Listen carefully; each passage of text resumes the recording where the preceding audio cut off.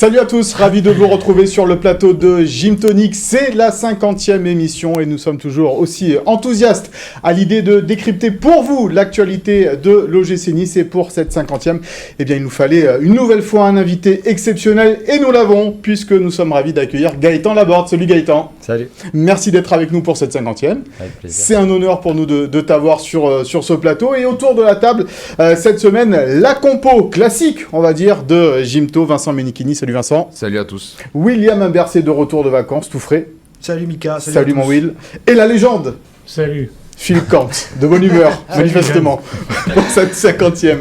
Allez, au sommaire de ce numéro, la fracture entre le gym et ses supporters, la mise au point de Dante après le 0-0 face à Toulouse, un focus sur Sofiane Diop, sans oublier le pour-contre, l'indiscret, le souviens-toi de Philippe autour d'un match de barrage de 1984 et quelques petites surprises quand même pour cette 50e émission. Allez, on démarre ce Gymto avec ce match nul 0-0 contre Toulouse. C'était dimanche après-midi à l'Allianz Riviera. On a failli s'endormir en première mi-temps. C'était un petit peu mieux en fin de match malgré tout, dans une ambiance quand même assez spéciale, Vincent. Oui, bah, tout était propice un peu pour la sieste, hein, avec deux copes en sourdine.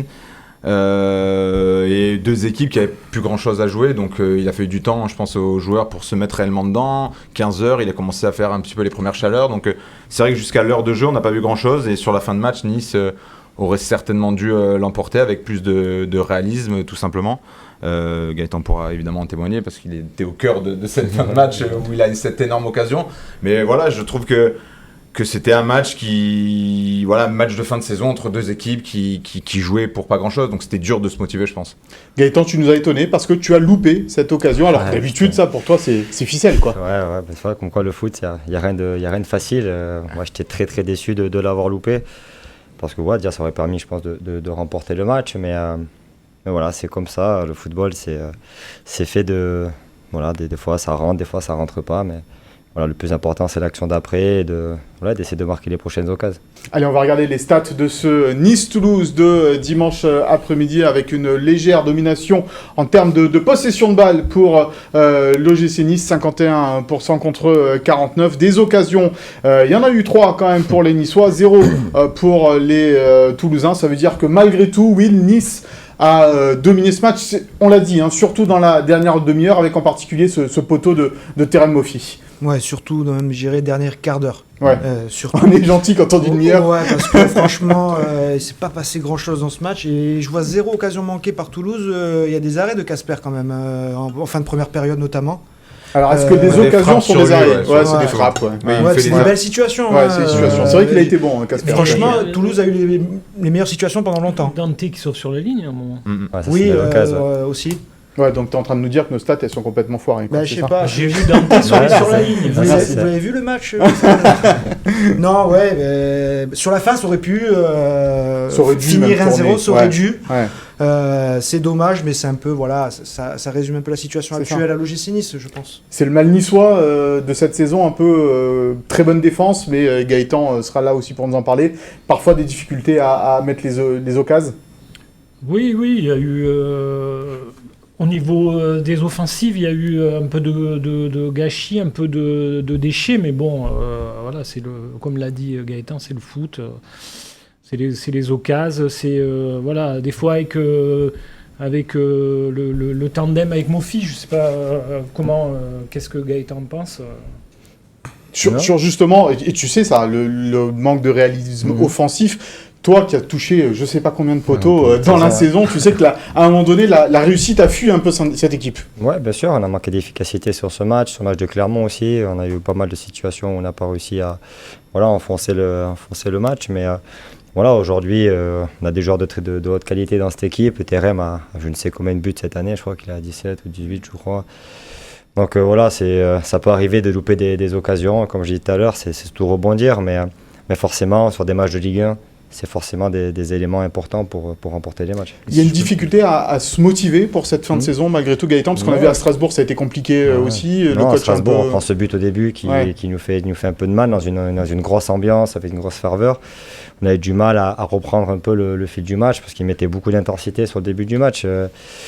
Donc non, la motivation, elle était là. Les courses, on les faisait. Après, je pense qu'on a eu des petits problèmes pour aller les presser. On avait du mal tactiquement à comment bien les presser, bien les coincer. C'est pour ça qu'on a eu un peu de mal, je pense, en première mi-temps. Il a dit aussi la première chaleur, il faisait quand même très lourd sur le match. Ouais.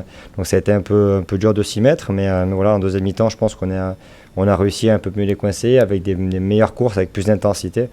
Mais la volonté de l'équipe, elle était là. On était vraiment motivés. Et sur le match, je pense qu'on aurait mérité la victoire. Mais voilà, le foot, et des fois, c'est un peu si je peux me permettre, on voit quand même que c'est aussi beaucoup mieux quand tu as un garçon comme Sofiane Diop qui entre, on en parlera plus tard, mais qui apporte énormément de liens entre le milieu et l'attaque, sans dire beaucoup de mal de Pablo Rosario. C'est un soldat, c'est un joueur qui est exemplaire dans l'état d'esprit, qui parfois dépanne en défense centrale, qui joue parfois au milieu, là il joue un peu plus haut.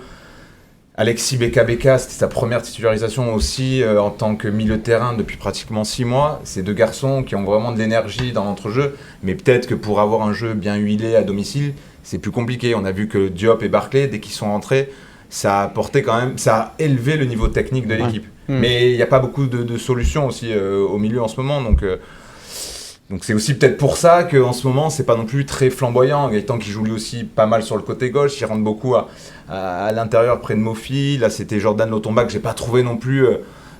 tranchant. Ouais, mais c'est pareil, il revient de blessure. Youssef Attal, pareil. Il est pas sur son côté. Première titularisation pour Youssef Attal depuis le mois de novembre à Lyon. On peut pas demander à tous ces garçons d'être là à 100%. Puis le petit sur le côté était un peu moins bien. Pareil, c'est un gamin qui a 18 ans en fait. On lui en demande beaucoup à Badreddine d'un coup, là, tu penses, Gaëtan, aujourd'hui, ou c'est un garçon qui a la capacité, justement, à enchaîner et assumer ces responsabilités-là? Non, les capacités, il les a, ça c'est indéniable. Je pense qu'il démontre à tout le monde aujourd'hui. Après, voilà, c'est l'enchaînement des matchs. Voilà, faut aussi le mettre dans des bonnes conditions pour qu'il puisse développer vraiment son jeu. Bon, là, on ne peut pas être non plus bon. Ça serait si tout le monde serait bon tous les matchs à 100%. Donc voilà, après, que dire, je pense que les capacités, il les a.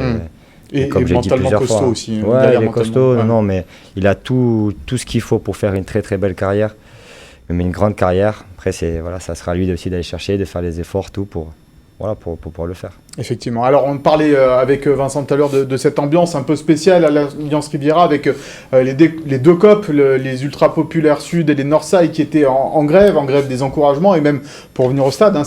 Beaucoup d'entre eux ne sont pas venus. Ça a créé, voilà, comme on l'a dit, on entendait les Toulousains dans le stade, une ambiance un peu spéciale. Avant d'écouter la réaction de Didier Digard, c'est vrai que est-ce qu'on peut un peu les comprendre à un moment donné, ces supporters qui en ont marre de cette fin de saison, Je peux les comprendre, mais je peux aussi presque comprendre la réaction du coach parce qu'il a vraiment le sentiment, et c'est le cas, que les joueurs, on n'a pas grand-chose à leur reprocher en termes d'investissement.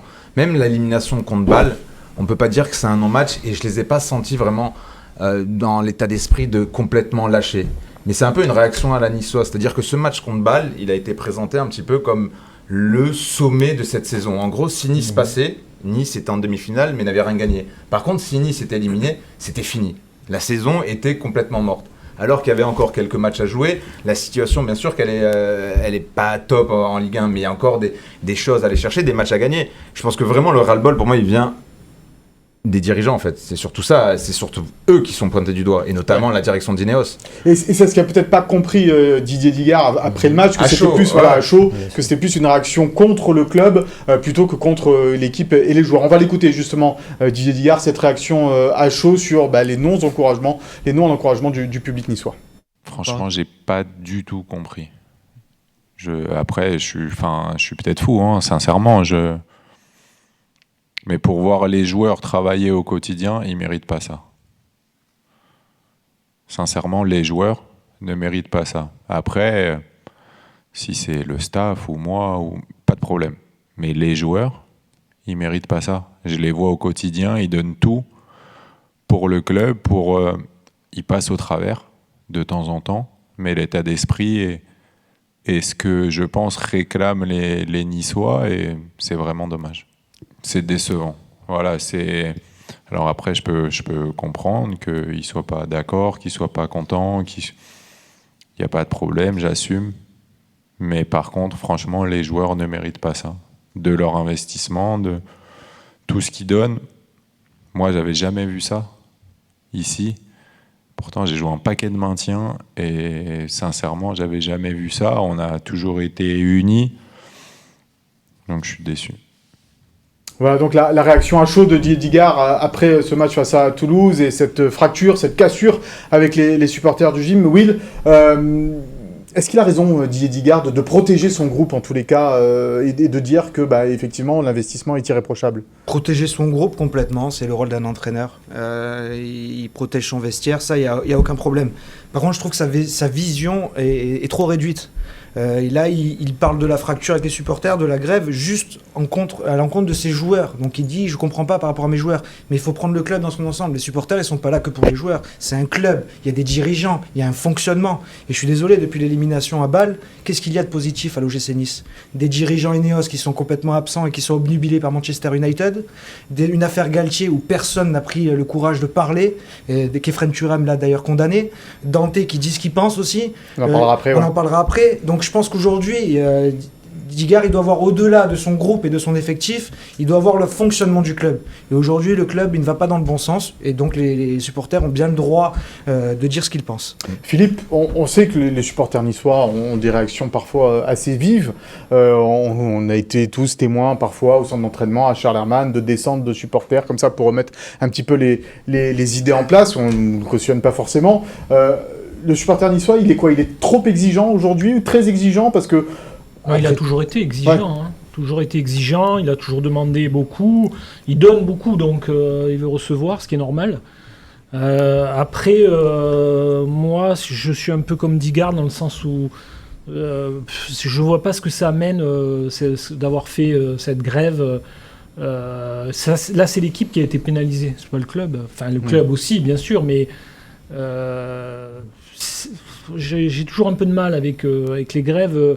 Surtout que on n'est pas dans une crise totale, quoi. Ouais, ça on en parlera, ça sera l'objet du pour-contre. Est-ce que l'OGC Nice est en crise? Gaëtan, avec des supporters, le coach nous disait on l'aurait peut-être gagné ce match à la fin, ça aurait poussé plus. Tu as ce sentiment-là aussi qu'aujourd'hui les supporters niçois jouent un rôle aussi dans votre façon de jouer, dans votre façon de vous pousser à l'Alliance Riviera? Mais ça c'est une certitude que quand on parle du 12e homme, 13e homme, c'est parce que nos supporters, ça peut nous transcender, ça peut nous envoyer ce petit truc, cette énergie pour aller chercher les matchs. Donc bien sûr que c'est super important pour nous de jouer avec nos supporters.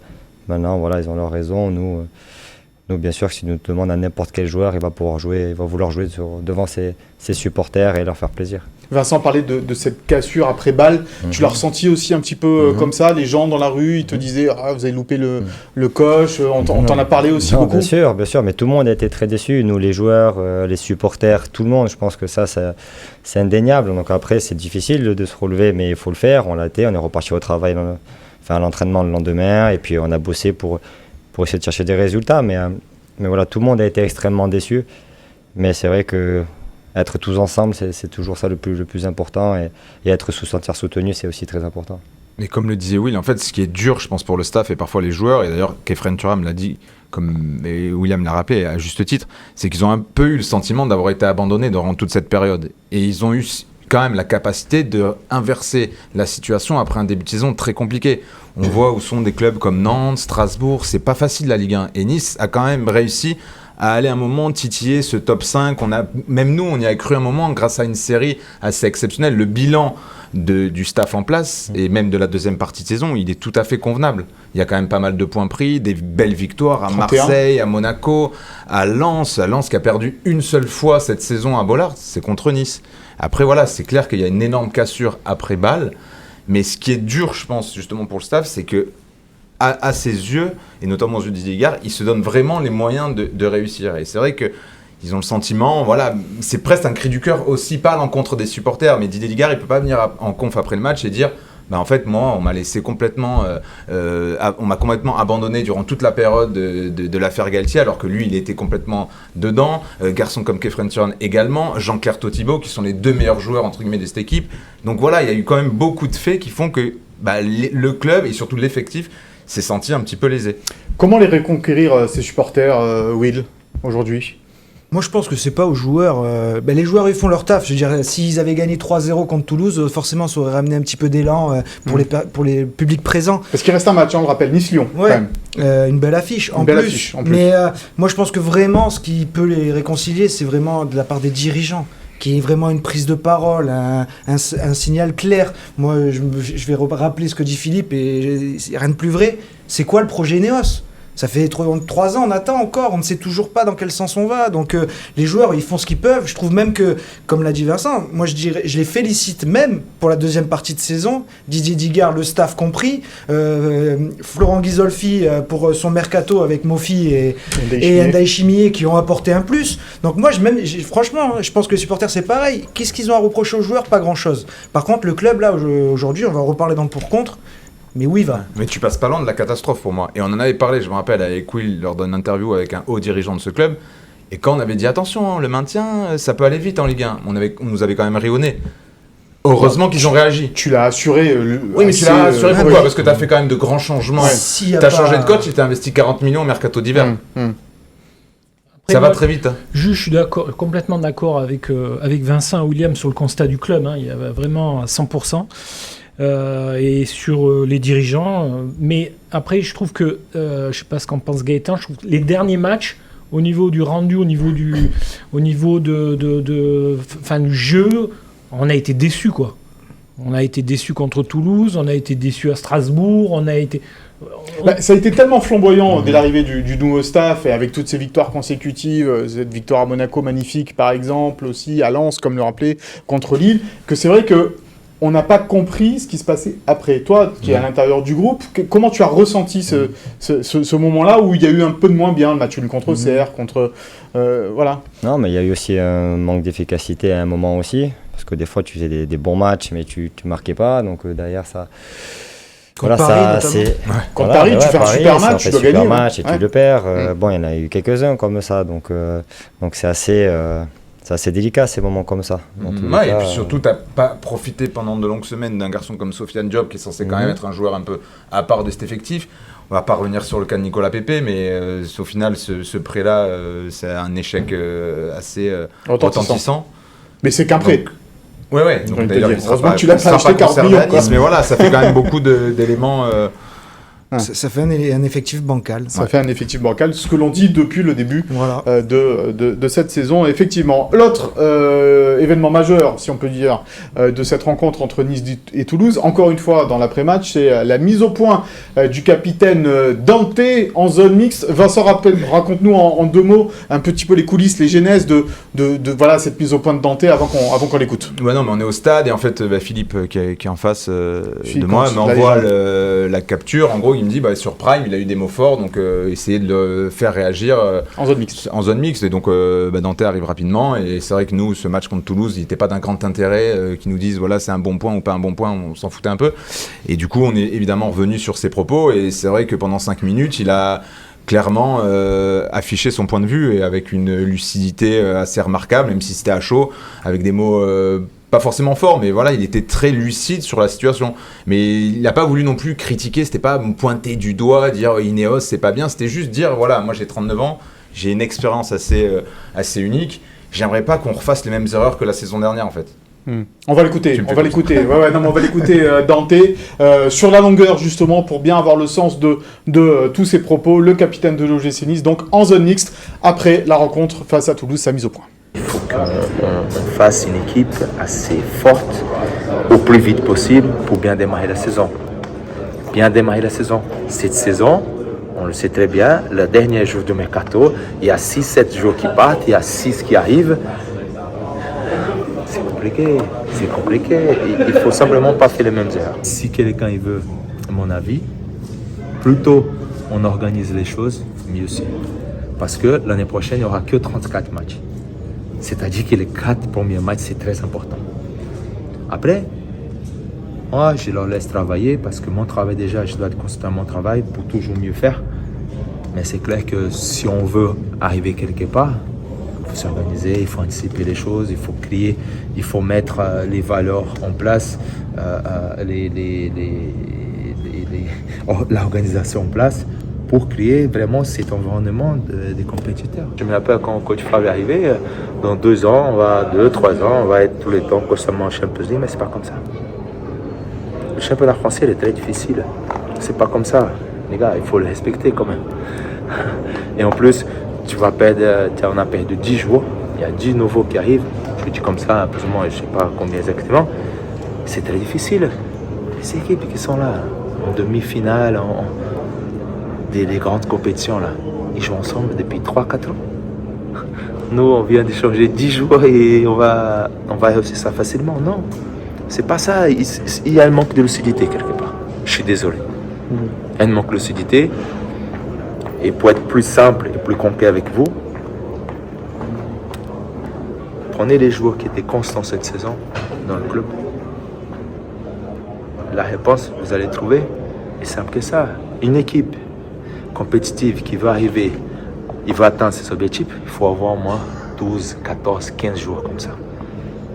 Voilà donc les propos de Dante, on va en parler, on va décrypter un petit peu tout ça. La première chose, Will, ce que j'ai envie de te poser comme question, c'est, voilà, il dit un truc très important, il y a 34 matchs seulement l'année prochaine. Si on loupe les 4 premiers matchs parce qu'on a foiré le mercato, ben on aura foiré la saison en gros, quoi. Ouais, il avait la même inquiétude l'été dernier, sauf il a confié plutôt en off avec 4 descentes. Donc c'était aussi un championnat difficile cette année. 4 descentes, on voit des clubs comme Nantes qui sont un peu institutionnels et pourtant qui sont menacés. Donc en fait, il tire une sonnette d'alarme qu'il avait déjà tirée par le passé en interne. Et là, j'ai l'impression que il voit que ça se reproduit, quoi. Vu le marasme et que ça se reproduit encore, et il s'y prend bien avant. Il n'attend pas cet été et de voir encore le bateau sans capitaine. Il tire la sonnette d'alarme dès aujourd'hui et je trouve que c'est un mal pour un bien, parce que c'est sûr que ça va pas leur plaire chez Ineos. Par contre, encore une fois, pour revenir et faire une transition avec le sujet d'avant, les supporters ils apprécient ce genre de discours, parce que ils n'ont pas besoin de l'entendre pour le ressentir. Ouais. Faut pas les prendre pour des abrutis qu'il faut tout leur expliquer. Ils ont des sensations, ils ont un ressenti. Entendre un capitaine comme Dante le dire, ça les soulage, ça se dit finalement on n'est pas fou et il y a des gens qui sont censés dans ce club. Donc c'est pas forcément la meilleure ambiance pour le club, mais c'est très important pour l'avenir. Autre passage important, Vincent, c'est quand il dit, voilà, quand le coach Favre est arrivé, il nous a promis la Ligue des Champions dans 2 ans, et on a vu qu'au final, voilà, pour jouer en Ligue des Champions, il faut être un peu plus costaud que ça, quoi. Après, je pense que sur le coup, Lucien, il s'était un peu craqué tout seul sur cette première conférence de presse, tout le monde était là un petit peu, il avait dit, ouais, on va jouer le titre dans 2 ans, tout le monde avait fait ouf. Jean-Pierre Rivière avait failli tomber de son siège. Et direct, il avait dit, ah bah oui, on va jouer le titre dans 2 ans. Donc il avait mis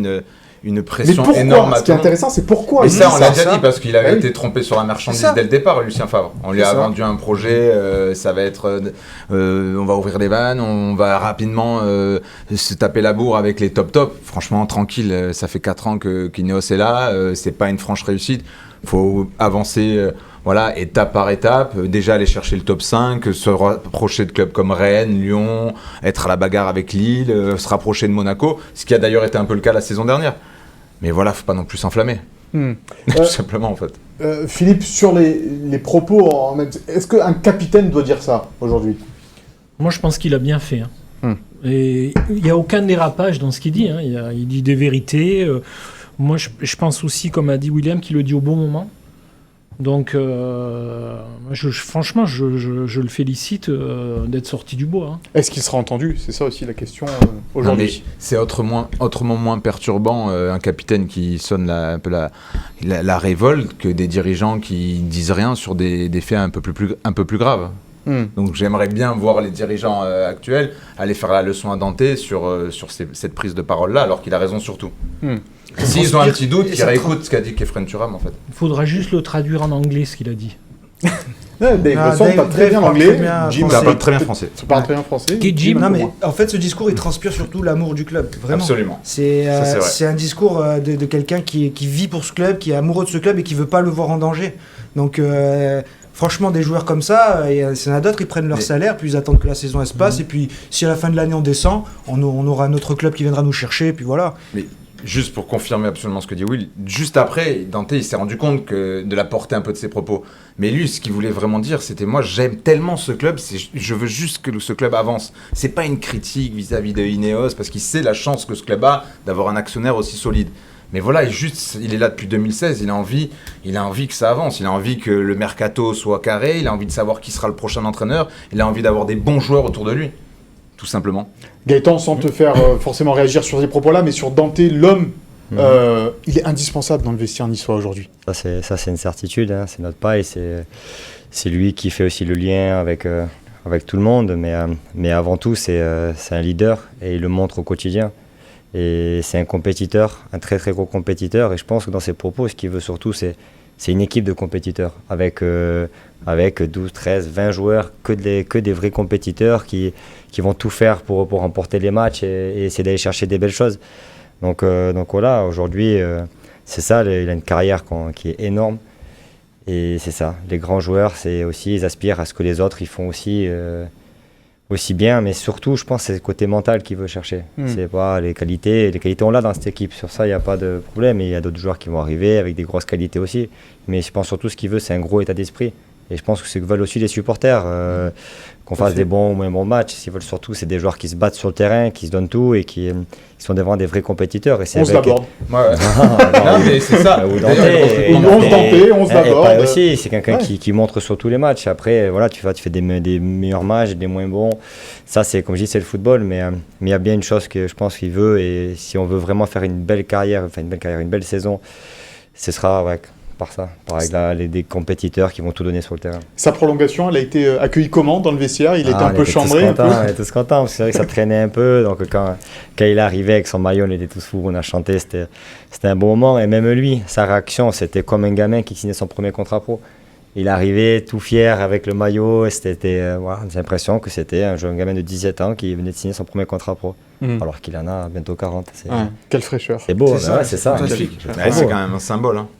Sur lui, ils ne se sont pas trompés, ils ont pris d'autres leaders qui n'en sont pas vraiment. Ouais, mais bon. On se trompe aussi parfois. Ouais, bien sûr, mais c'est un petit peu ça le décalage aujourd'hui, pour le citer. Voilà, Kasper Schmeichel, il était aussi attendu. C'est pas une comme un leader. Sportivement, franchement, sa deuxième partie de saison, elle est plutôt bonne.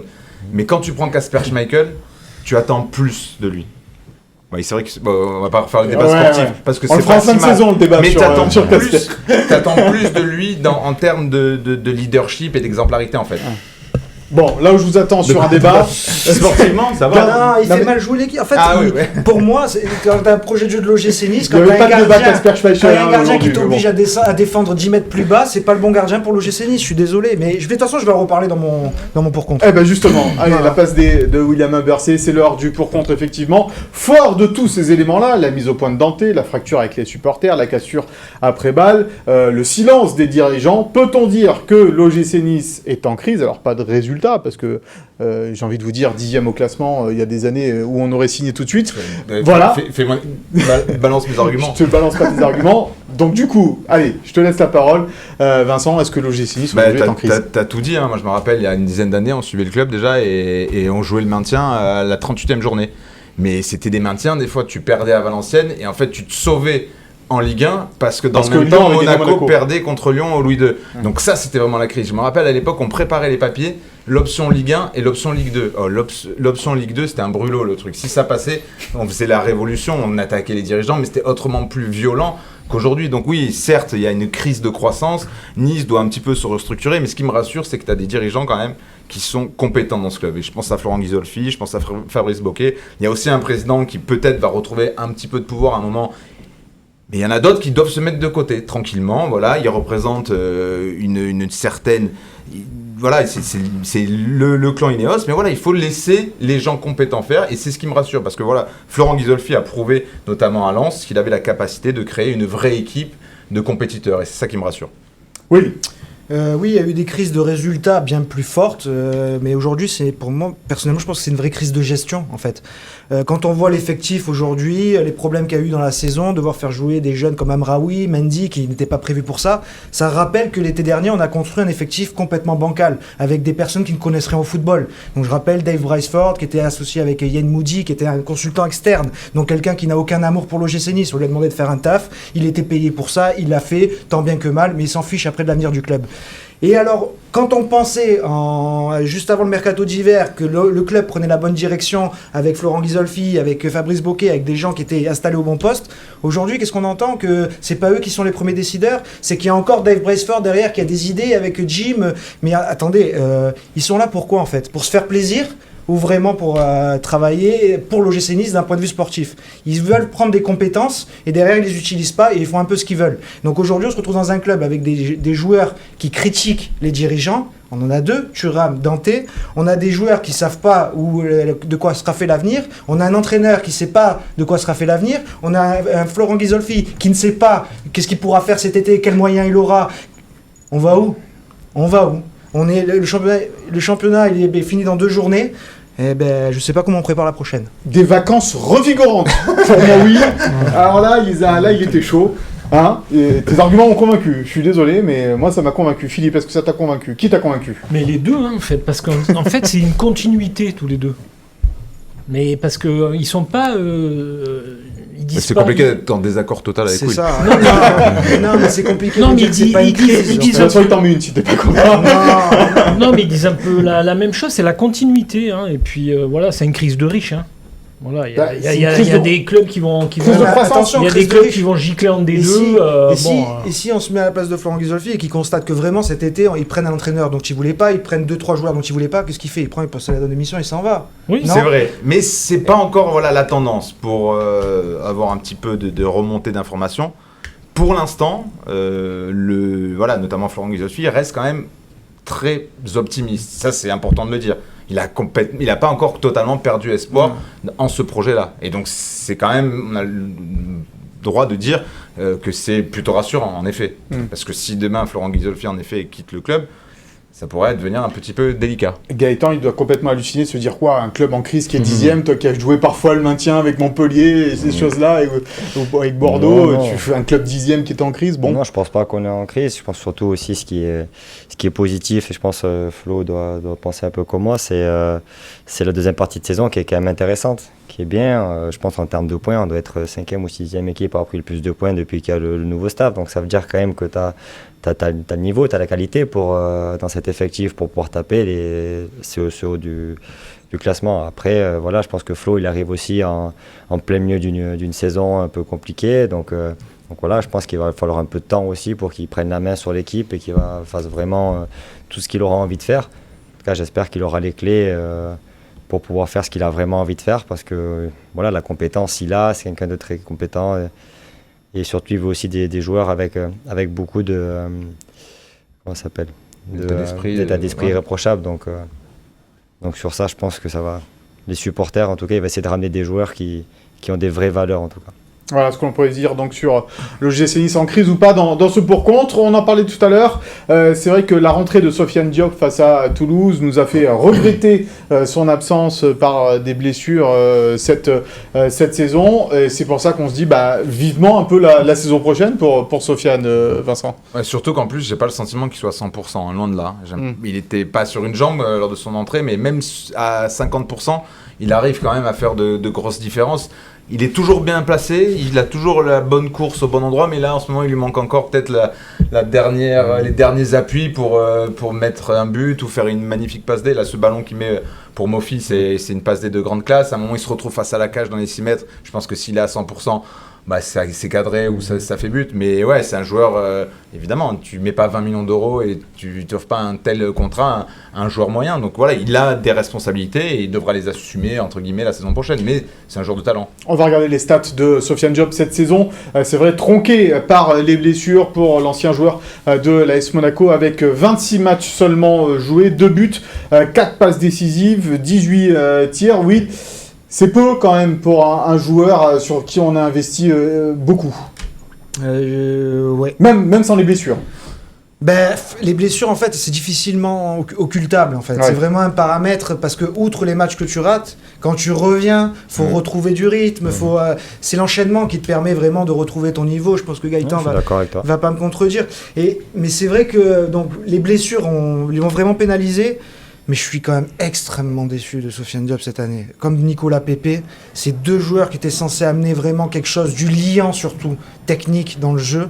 Et franchement, Sofiane Diop, même Toulouse, hein, c'est à l'emporte-pièce quoi, sur la fin. Hein, il y a des choses, pour un joueur de son talent, qui est un peu plus simple à réaliser. Moi, je suis vraiment pas convaincu.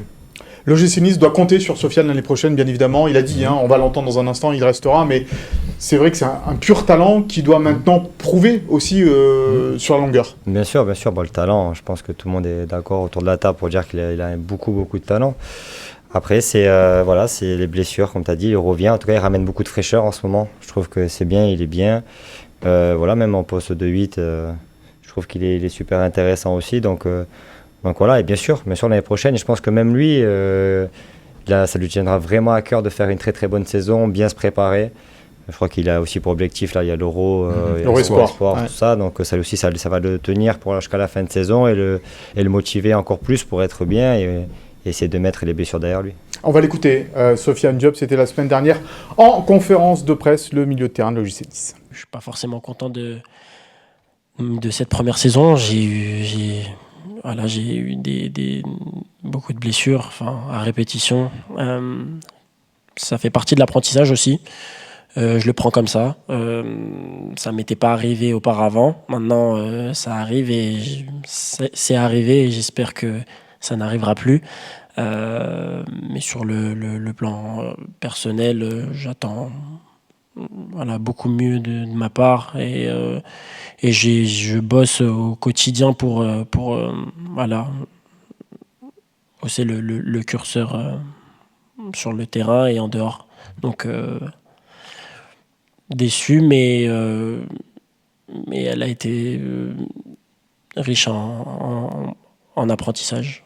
Je serai là la saison prochaine et j'espère pouvoir aider le club au maximum la saison prochaine et gravir les échelons les uns après les autres. Voilà donc Sofiane Diop qui sera présent la saison prochaine. Sofiane Diop, Philippe, tu as un mot à dire sur Sofiane ? Écoute, j'ai été biberonné au Guillou Jouvuc, donc Sofiane Diop, c'est un sujet qui appartient à Vincent et à William. D'accord, donc toi tu es l'homme du passé et du passif. Évidemment, je l'attendais, celle-là aussi. On passe à un discret de la semaine, petit coup de projecteur mercato, ça arrive vite mon cher Vincent. Des joueurs qui intéressent Nice et des joueurs qui sont de Nice qui sont partants peut-être, enfin pas partants mais qui sont... On commence par quoi ? Ceux qui sont sollicités ? Ceux qui sont sollicités. Allez, alors donc dans l'ordre, on a souvent cité Jean-Claire Todibo, Kefren Turam.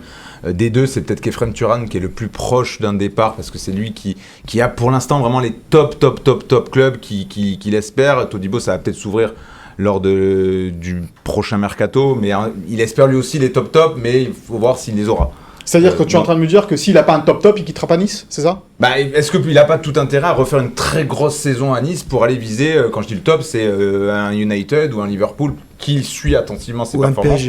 Ou un PSG, qui suit attentivement ses performances, mais je suis pas sûr que ce soit le bon moment. Kefren Turam, lui, il les aura parce qu'il est devenu international et il est plus programmé pour un départ. Ensuite, il y a un garçon, on ne parle pas beaucoup, il était venu sur le plateau, c'est Jordan Lotomba.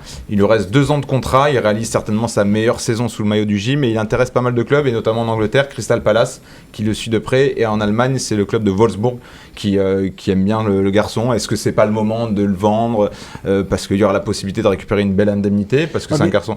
Ça, je veux plus l'entendre, quoi.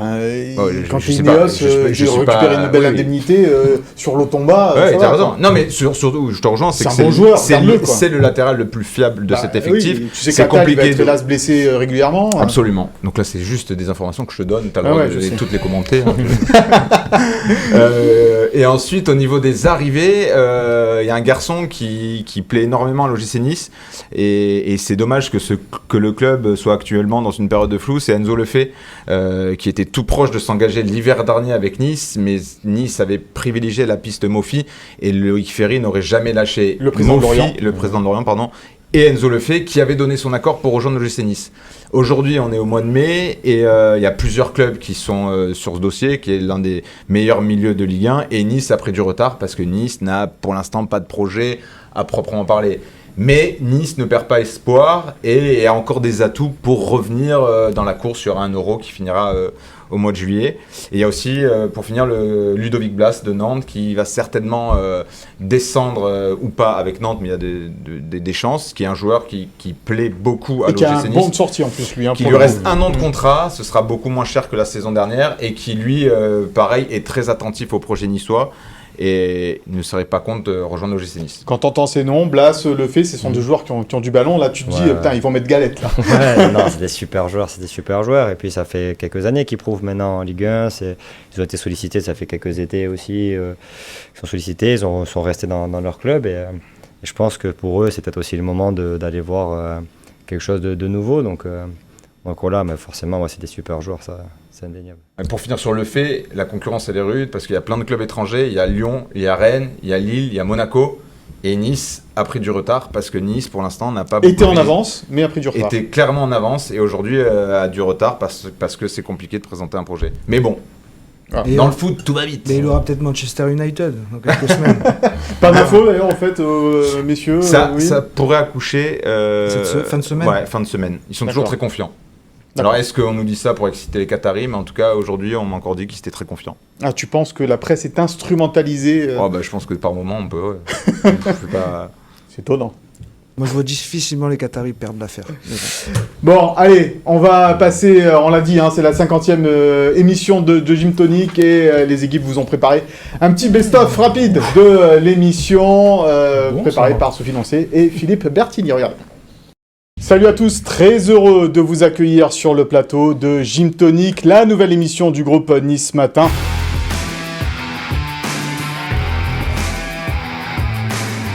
Il n'y a qu'une légende, elle s'appelle Dominique Baratelli, elle portait un maillot jaune citron. Restez bien avec nous, puisqu'en fin d'émission, nous vous ferons gagner un lot comme chaque semaine, et ça ne sera pas la casquette de Will. Il est obligé de les suivre et de dire « Ah non, finalement, il y a faute ». Je salue la France entière, William qui n'est pas là, mais je ne salue pas les Marseillais ni les arbitres. D'avoir un chewing-gum, ça permet aussi d'éviter de dire des conneries des fois. De Laurent Barre, c'est trop facile. Après si tu sortais beaucoup, il y aurait la soif de l'or. C'est vrai. Dans les bars. C'est vrai.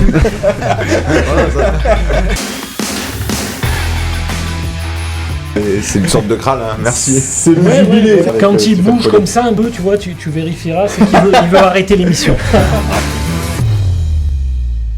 On retrouve avec plaisir tous ces invités qui nous ont fait l'honneur de venir sur le plateau de Gym Tonic. On les remercie encore et on en aura encore bien d'autres. On remercie particulièrement Dominique Baratelli. Et on remercie l'invité de la semaine dernière, Dominique Baratelli. Tu as eu des bons retours sur l'émission, mon cher Philippe? Ça fait une semaine de mariage, il faut quand même saluer la performance pour Philippe. Voilà. Il est taxé avec Dominique, c'est ça que tu veux dire? Grande histoire. Sa femme l'a quitté depuis un peu plus. Entre nous et moi. Bon, allez, Gaëtan, on va te mettre entre guillemets un petit peu sur le grill avec les journalistes de la rédaction des sports de Nice Matin. Déjà, comment tu juges ta première saison sous le maillot niçois, d'un point de vue personnel? Ça va. Ça va. Ouais, ça va, parce qu'au début c'était un peu difficile, manquait un peu de réussite. Je trouve que cette deuxième partie de saison est beaucoup mieux. Donc voilà, je dirais ça va, je pense que je peux mieux faire. J'aspire à mieux aussi, mais ça reste quand même une saison convenable. Ouais, une saison convenable avec évidemment des ambitions collectives qui n'ont peut-être pas été à la hauteur du départ. Bien sûr, mais de toute façon, on le savait quand on a pris beaucoup de retard au début, mais voilà, je suis quand même confiant. Comme j'ai dit, cette deuxième partie de saison donne vraiment beaucoup d'espoir pour l'avenir. En tout cas, moi je le ressens dans l'effectif. Quand on t'a recruté, on en a dit beaucoup sur cette association avec Andy, avec qui tu jouais à Montpellier. Et au final, le regret qu'on peut avoir aussi peut-être cette saison, c'est de ne pas vous avoir vu à l'œuvre aussi souvent que possible. Ouais, Dieu sait que nous aussi, on était très déçus. On aspirait vraiment à essayer de jouer ensemble. Mais voilà, comme l'a dit, il y avait un coach qui pensait différemment. Et voilà, et puis Andy s'est aussi blessé sur la fin. Mais voilà, on est déçus forcément parce qu'on sait que tous les deux sur le terrain, on se régale, on se trouve les yeux fermés. Et je pense qu'avec Didier, tous les deux, on aurait peut-être pu faire beaucoup mieux. Un peu dans la difficulté en plus, on dit tu l'as eu au téléphone là, ces derniers jours. Un peu, il s'est blessé, là, il doit faire une écho. Voilà, c'est pas évident pour lui, mais voilà, c'est un champion et il va prouver à tout le monde quelle personne il est. Non, encore une grande réussite de Dave Brailsford. C'est-à-dire c'est lui qui avait promis à Andy une revalorisation salariale qu'il ne lui a pas donnée et qui a poussé Andy dans une colère, une crise et un souhait de départ. Donc merci Dave Brailsford, parce que si Andy avait été peut-être revalorisé puisqu'il avait tenu sa promesse, je pense que l'association Laborde de l'Or, on l'aurait eu avec Digard. Ouais, mais on n'a pas déjà eu ce débat sur le plateau, il me semble. Oui. De quoi ? Non, mais voilà, on le sait, ça. Mais non, mais c'est parce que c'est dommage de ne pas avoir vu Delors Laborde. C'était pas le choix de Lucien Favre, mais je pense que Digard, lui, l'aurait fait. C'est dommage. C'est dommage. D'ailleurs, il marque avec Didier Digard, Andy Delors, non ? Ou il fait marquer contre Il marque aussi. Il marque juste avant de partir contre Montpellier. Il fait les deux, je crois, Montpellier, on joue tous les deux. Bon, heureusement, il y a eu un petit peu quand même de points positifs sur ce côté-là. Gaëtan, ton avenir, il a l'OGC Nice. On va tout de suite mettre fin au suspense. Toi, tu te sens bien ici ? Je me sens bien. Ouais. Pas de raison que je parte aujourd'hui. Après, vous savez, le football, il y a tellement de choses. Donc, je suis parti 2 fois, 2 étés au dernier jour du mercato. Donc, je peux vous dire qu'il y a plein de choses qui peuvent se passer, ne pas se faire. Mais non, aujourd'hui, je suis là. Ça fait même pas 1 an que je suis arrivé. J'aimerais bien aussi me poser si je peux éviter de partir chaque année. Voilà, ça peut être bien aussi. Et puis, je pense que ma femme et mes enfants, au bout d'un moment, ils vont me faire un tiers. Donc. mais non, mais voilà, le football est fait d'opportunités, de faits. Mais aujourd'hui, je pense que moi, je suis bien ici. Si le club me veut toujours, je pense qu'il n'y a pas de raison. Donc, on verra. Comment tu vis, toi, de pas mal bouger sur tout ce front de l'attaque ? Un coup, tu joues dans l'axe, un coup, tu joues à droite, un coup, tu joues à gauche. Mais c'est vrai qu'on ne te voit jamais dans ton langage corporel. Un peu sous-entendre que ça t'embête un peu. Ça t'embête vraiment pas ? Non, du tout. Parce que je suis le premier. Quand je suis arrivé, j'ai toujours dit le plus important, c'est l'animation que tu mets sur le terrain. Droite, gauche, dans l'axe. Je pense que moi, depuis tout petit, j'ai toujours joué un peu partout. Devant, le coach me laisse quand même assez de liberté pour aller dans la surface, pour essayer de marquer mes buts. Donc aujourd'hui, je vois dans les stats, ça se retranscrit plutôt bien. Ça c'est quand même pas mal de liberté. Donc non, après, c'est... Voilà, comme je dis, c'est ce que tu en fais, c'est l'état d'esprit que tu mets sur le terrain qui fait que derrière ça va bien se passer ou pas. Comment tu juges ton entente avec Mofi ? Et lui, comment qu'est-ce que tu peux nous dire sur lui quand vous êtes sur le terrain ? Quel attaquant c'est ? C'est un soldat, il est costaud, il cale bien les défenseurs, c'est quelqu'un qui est efficace et qui se donne aussi, il a un bon état d'esprit, et ça c'est super important. Et avec lui, franchement, l'entente elle est très bonne. Voilà, on se soutient tous les deux, dans les bons comme dans les mauvais moments aussi, on essaye un peu de se rassurer un peu tous les deux, et puis voilà, mais je pense que sur le terrain ça se passe quand même plutôt bien, et il y a aussi encore des choses à travailler pour que ce soit encore mieux.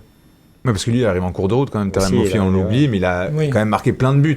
C'est vrai que par moments, on sent que c'est pas hulé, mais il n'a pas eu le privilège de faire une vraie préparation complète avec ses coéquipiers, d'avoir des schémas. Il a tellement brillé à Monaco qu'après, on attendait à ce qu'il marque un but d'anthologie. 3 buts par match. Beau, bien sûr. Donc... on sent que ça passe bien entre vous. Ça se passe très parfois, bien, par contre, on sent qu'au niveau football, pas que vous ne jouez pas le même football, je dis pas ça, mais que des fois, il y a des petits décalages. Bien sûr, mais après, ça aussi, c'est à nous de nous connaître. Ça se bosse, quoi. Oui, ça se travaille, c'est au quotidien. Comme on a dit, il est arrivé dans courant janvier, ça fait à peine peut-être 3 mois et demi, 4 mois qu'il est là. Donc, il y a des automatismes à créer. Je pense que ça va de mieux en mieux, je pense que c'est bien, c'est un bon joueur, c'est un joueur qui est intelligent, qui a des bonnes valeurs, donc non, je pense que la plupart de mes passes décisives, je les ai fait pour lui, donc j'espère encore en mettre plein d'autres. Et c'est vrai que ça ressemble à une équipe intense en fait en termes d'investissement, d'état d'esprit, et c'est je pense que recherche Florent Ghisolfi en prenant Ndaye Chimie, Mofi qui fait quand même énormément d'efforts à la paire de balles, Gaëtan sur un côté, il faut peut-être pas s'attendre à ce que les prochaines années de l'OGC Nice ce soient des années où on va peut-être développer un jeu à la barcelonaise, mais on voit que Lens, c'est pas non plus un jeu exceptionnel, Seko Fofana que j'adore, c'est pas le plus fin des joueurs, mais quand il avance, quand il arrache, Abdoul Samed au milieu, on voit devant Sotoka, c'est peut-être ça que recherche aujourd'hui, ce que demande peut-être le foot en 2023, de l'intensité, des efforts, des courses et voilà. Après Lens, ça joue quand même. Ça court beaucoup surtout, je pense. Leur victoire contre le PSG, c'est vrai que ça court. Je pense que même City aujourd'hui, Guardiola s'est réinventé aussi. Aujourd'hui, c'est des équipes qui courent énormément avec des joueurs évidemment plus techniques qu'en Ligue 1, mais c'est sûr. Mais je pense que le foot aujourd'hui demande surtout de la débauche d'énergie, du dépassement de soi, je sais pas, peut-être je me trompe, mais Je sais pas si je suis entièrement d'accord avec toi, mais Guardiola, maintenant, tout le monde court et tout le monde se donne. Ça joue, bien sûr, ça a toujours été Guardiola, mais tu vois les joueurs, comment ils se tuent sur le terrain. On voit au milieu, c'est pas Xavi et Iniesta maintenant, c'est Stones. Je suis d'accord avec toi. Et quand il y avait Youssouf N'Daïch Millet, la bonne période du gym, quand il était là devant la défense ou qu'il venait en défense centrale, je me rappelle le match à Lens. Il fallait le bouger. Et c'était intense. Et je pense que c'est ça aujourd'hui qu'il faut. Est-ce que tu es au courant que tu es une rareté dans les 5 championnats européens? Rareté, non, je sais pas. Une exception même. Tu es le seul joueur en fait à avoir marqué plus de 10 buts dans 3 clubs différents consécutivement. Ok. Donc dans aucun des championnats européens. C'est le seul joueur à avoir fait 3 clubs différents. C'est peut-être ça aussi. Peut-être qu'il y a moins de changer tous les ans. Mais justement, non, par rapport à ça, je veux savoir comment tu vis le football, comment tu arrives à prendre du recul là-dessus, parce que on pense notamment à l'été dernier, et il y a 2 ans c'était pareil, tu l'as dit toi-même, tu n'étais pas parti pour partir. Et donc Rennes s'est bouleversé, déménagement, changer de club, c'était pas attendu, tout ça. Comment tu arrives quand même à performer encore, et malgré ce système du football qui est parfois perturbant? C'était vraiment 2 vestiaires différents, avec 2 styles de jeu différents entre Rennes et Nice, mais ce qui me fait, je pense, m'adapter, c'est mon état d'esprit. Je pense que je donne tout.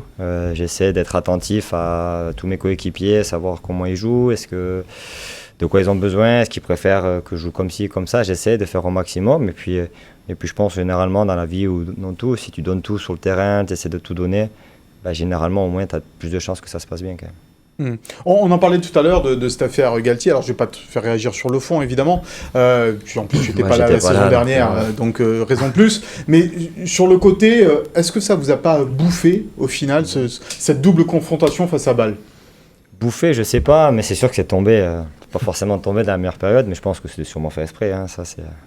Tu crois qu'on a voulu nuire un petit peu à l'OGC Nice en dévoilant tout ça? Le timing était quand même plutôt terrible, mais. Ça peut-être pesé parce que ça a pris quand même de l'ampleur. Il y a comme tout à l'heure, des garçons. Il y a une enquête. Il y en a qui ont vraiment été au cœur dans le vestiaire qui ont vraiment été au cœur de ça. Donc certains forcément, ça les a perturbés peut-être parce qu'ils étaient encore ils étaient en plein milieu du truc. Donc voilà. Après, moi personnellement, quand je suis sur le terrain, je pense pas à ce genre de choses. Sûr, évidemment. Donc c'est pour ça que je sais pas. Il faudrait en parler aux personnes. Concerné, mais ça en parlait beaucoup dans le vestiaire. Ça en parlait un peu forcément, mais après, je dis, arrivé un moment, on n'en parlait plus. C'était parce que quand c'est sorti dans la presse, tout ça. Mais après, nous, on passe à autre chose. On joue au ballon et puis on parlait plus du match qui arrivait ou du match qu'on venait de faire que tout ça. Sur cette fin de saison, Gaëtan, il reste 2 matchs, évidemment, à Montpellier, on va en parler dans un instant, et puis ce dernier match à domicile face à Lyon. On parlait tout à l'heure de reconquérir les supporters. C'est peut-être en ayant 2 victoires qu'il faudra qu'on essaiera de les reconquérir? En tout cas, c'est l'ambition qu'on doit avoir, essayer de vouloir gagner les 2 prochains, finir sur une bonne lancée pour attaquer aussi bien la saison d'après. Et oui, bien sûr, si on peut faire plaisir à nos supporters, je pense qu'ils le méritent. Et si on va... il faut avoir l'ambition de faire un gros match à Montpellier, parce que ça va être dur, ils sont en pleine bourre, et faire un gros match contre Lyon sur le dernier match, bien partir en vacances et au moins avoir une bonne image en partant, qu'on ne parte pas avec la tête dans le sac. Et voilà, ça sera plus facile de revenir à faire une prépa et peut-être nos supporters seront peut-être plus ravis de nous revoir la saison prochaine. Allez, on va en parler justement de ce match face à Montpellier. Ça sera donc samedi soir, puisque toutes les journées de championnat maintenant, la 37e et la 38e journée, se jouent à la même heure. Le déplacement donc de l'OGC Nice à Montpellier. Will, Gaëtan l'a dit, faire plaisir aux supporters, essayer de remporter ce match. C'est à peu près tout ce qu'on peut attendre de l'OGC Nice dans ce match-là, dans cette fin de saison. Ouais, un peu comme les matchs des semaines précédentes. On ne sait pas trop quoi attendre, à part qu'ils se fassent plaisir, quoi. Comme le dit Gaëtan, pas envie de voir 11 joueurs qui attendent les vacances avec impatience et qui traînent leur spleen sur la pelouse. Surtout que Montpellier, eux, ça leur va bien d'avoir plus rien à jouer depuis un petit moment. On l'a vu à Nantes, ils n'ont pas eu de pitié. Donc en face, il y aura une équipe aussi... à Monaco. Donc voilà, il y aura une équipe qui va jouer, donc ça peut ouvrir des espaces aussi. Donc ça peut donner un match assez ouvert, ça peut être très intéressant à suivre. Contre tes anciens coéquipiers, tu en as eu certains au téléphone déjà ça fait plaisir de le revoir un peu tout le monde, la structure et tout. Donc, le coach. Le coach, je vais le revoir du coup là. Non, c'est top. Après, comme je dis, nous, on doit avoir aussi l'ambition de finir le plus haut possible. Tu finis 7e, tu auras quand même des grosses équipes devant toi. Il y a des équipes, je pense qu'il faut avoir cette ambition-là de finir le plus haut possible quand même. Il ne faut pas oublier que Montpellier, ils en ont pris 6 à l'aller. Donc, s'ils arrivent, les Niçois. C'était le match du renouveau. Voilà. S'ils pensent que ça va être une partie de plaisir, il va faire, je pense, à la Mosson un peu chaud. Ça peut rapidement mal tourner, donc il faut être prêt. Ça se passe jamais bien pour Nice à Montpellier. Et si Savanier commence à prendre feu, ou Aïl était suspendu à Nantes, il revient. Voilà, donc pas besoin de trop de se motiver, vaut mieux se mettre vite au. T'avais marqué contre Nice avec Montpellier, t'as un souvenir de ça j'ai marqué. Ouais. Tu vois, de toute façon, t'as marqué tout le monde. Aller-retour, je crois que j'ai marqué la dernière saison. Ouais. C'est Andy Delors qui nous disait à chaque fois que je voyais Benitez, je lui mettais un but. Bien la compo probable de ce match. Philippe, t'avais un truc à dire sur Montpellier juste que... Oui. Excuse-moi. Lève la main la prochaine fois. J'ai juste à dire qu'on est dans le jeunisme, on veut toujours des coachs jeunes, et je trouve que je veux juste saluer le travail de Michel Derzakarian. Qui a ton âge, non? Il est beaucoup plus jeune que moi, je pense. Et donc, il a transfiguré Montpellier, et voilà. Tout comme Frédéric Antonetti avec Strasbourg, d'ailleurs, si on en est dans ces... Ça va vite dans le foot. Il y a 3 mois, on disait que c'était la mode des jeunes. Place aux vieux maintenant. Un salut très amical. Des gens avec des valeurs, surtout. Oui, c'est ça, des gens avec des valeurs, t'as raison. Place aux vieux. Je conseille à Ghisolfi de prendre un entraîneur de 80-90 ans pour l'an prochain. Un salut très amical également à Eric Roy qui a... Roger Lemaire peut-être. Qui a maintenu son équipe de Brest. Mission accomplie également pour Eric, qui va se faire rare sur les plateaux de Gym Tonic, du coup, parce qu'on a relancé sa carrière de coach. On l'a relancé sa carrière de coach, tu crois ça? Je crois que Grégory Lorenzi avait vu les émissions. Tout part de Gym Tonic. C'est le deuxième indiscret de l'émission.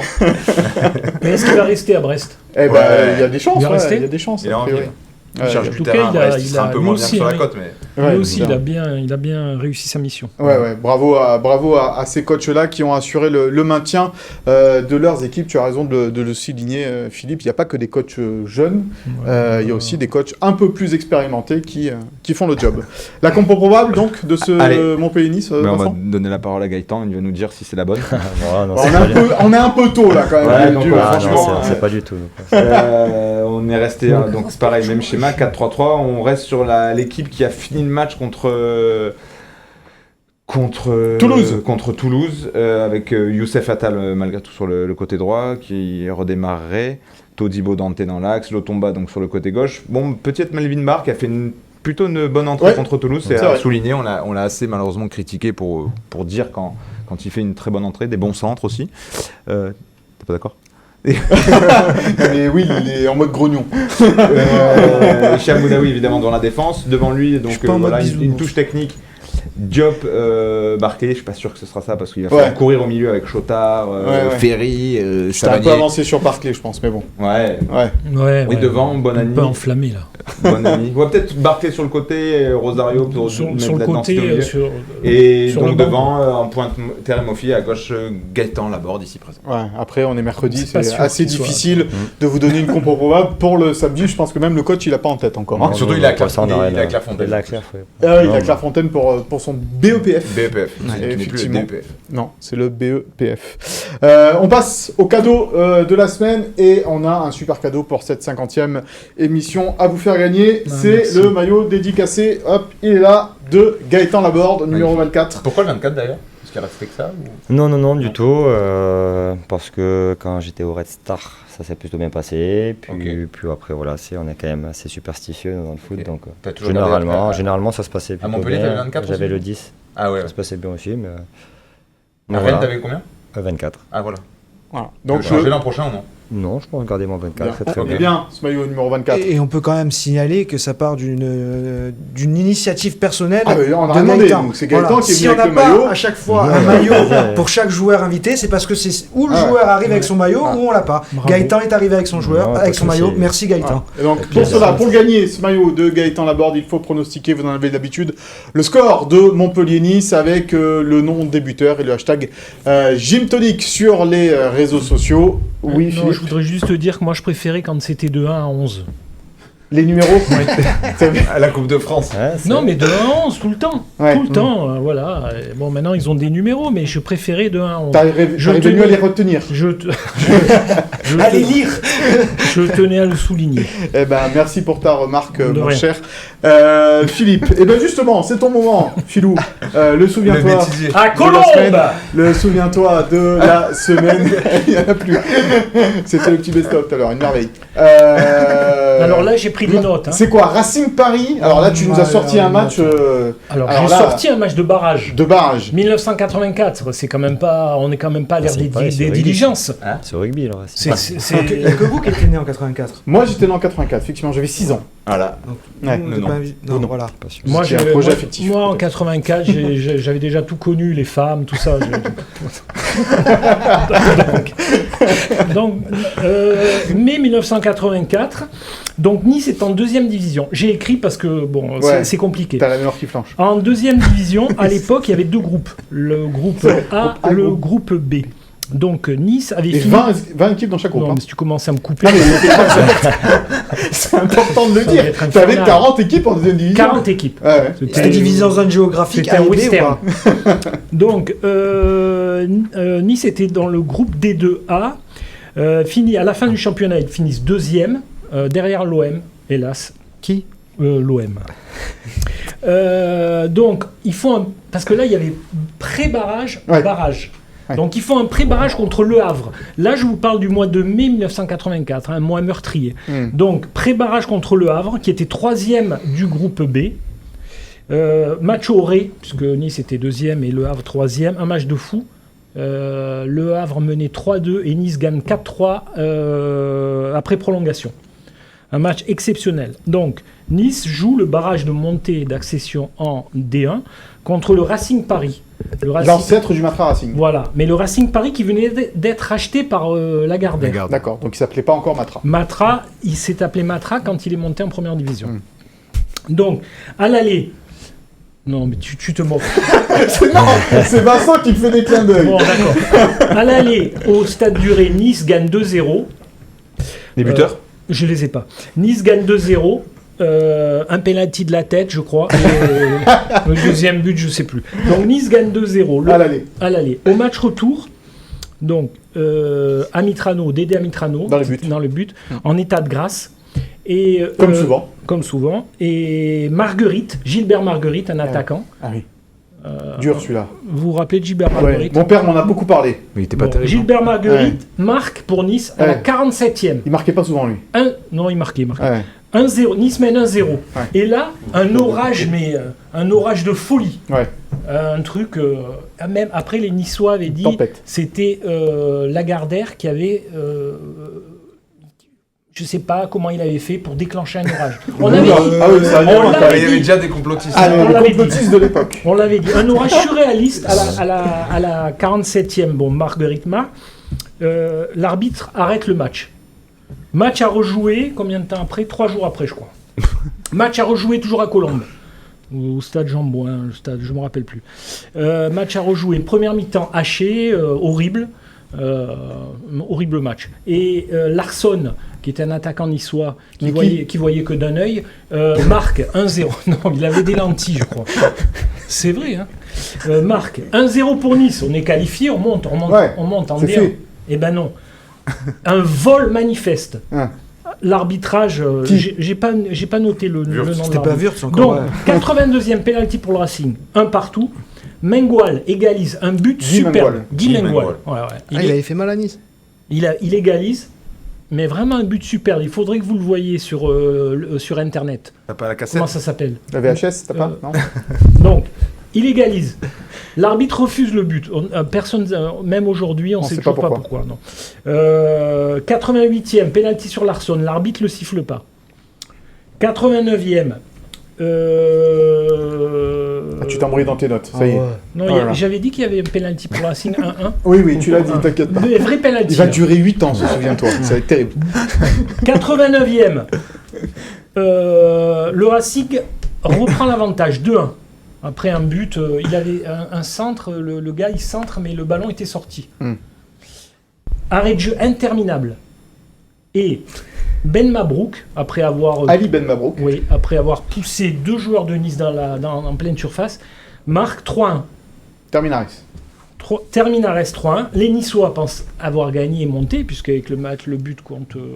à l'extérieur. Là, on leur explique, non, le but compte pas double. Il faut faire une prolongation. Incroyable. C'était le foot amateur quoi à l'époque. Ils voulaient pas revenir des vestiaires. Curbelo, Amitrano. Mais c'était vraiment le règlement pour ce barrage-là ? Ben je sais pas, on sait pas. A priori oui quand même. On sait toujours pas. Le règlement. Ouais. Donc il y a prolongation et Nice s'effondre pendant la prolongation. Ils prennent 2 buts, 4-1, 5-1. Un carnage. Le président Innocentini monte à la Fédé pour plaider la cause de Nice. Fournier Fayard à l'époque ? Jean Sadoul ? Non, Jean Sadoul. Non, pas la Fédé, à la Ligue. Et le 5 juin 1984, la décision tombe. Le Racing monte en première division. Nice reste en D2. Mais alors, je ne sais pas pourquoi, pour les câliner un peu, il leur donne 100 000 euros. Ah bon ? Incroyable. 100 000 francs. Mais qu'est-ce que c'est ? 100 000 euros. Donc 600 000 francs. Voilà. D'accord. C'est une somme à l'époque. Dédommagement. Un dédommagement. Ouais. Un vol manifeste contre le Racing de la Gardère. Ça passerait plus, ça. Après, qui est devenu le Matra Racing. Là, il fallait encourager effectivement le Matra Racing. On a souvent été volé le gym, quand même. Ouais. Oui. Comme contre Bâle, on n'oubliera jamais le pénalty non sifflé sur terrain Mofi. Moi, j'ai la mémoire d'il y a longtemps, mais la mémoire de le match de Bâle, je sais même plus combien ça a fait. Chaque fois pendant le match. Bon, messieurs, merci beaucoup. Cette 50e a été super sympa. Merci Gaëtan d'avoir été avec nous. Et au fait, tu te sens bien à Nice, dans la ville? Oui, je me sens très bien. Maintenant tu te réveilles pour les questions à Gaëtan. Tu habites où? Ça va? Je vais pas donner l'adresse. Non, ça va bien installé, tranquillement. La Soca, tout ça, t'as appris le Campagna. Oui, il a des belles adresses. Ah, ça va. Il nous en fera profiter hors antenne. Des belles adresses. Oui. Ça marche. Allez, avant de se quitter, un grand merci à tous ceux qui font cette émission, les journalistes de la rédaction des sports de Nice Matin, Antoine, Romain, Christopher, François, Christophe, Léandra. On vous embrasse. Merci au Big Boss Denis Caro de nous soutenir. Un salut également à Damien Allemand et Olivia Becchetti, les hommes et femmes de l'ombre qui préparent et réalisent cette émission. Sophie Doncé, Chloé Voirgard, Philippe Bertini et Franck Fernandez. Et puis, le plus grand merci à vous, les supporters de l'OGC Nice qui nous suivez avec fidélité dans le monde entier. Cette émission, elle est faite pour vous et nous allons continuer à tout vous dire sans langue de bois et sans se prendre au sérieux. Rendez-vous donc la semaine prochaine avec encore de très belles surprises. On ne vous en dit pas plus, mais vous verrez, on a encore un gros plateau la semaine prochaine. Bonne fin de semaine à tous et donc, la semaine prochaine. Bye bye. Bravo.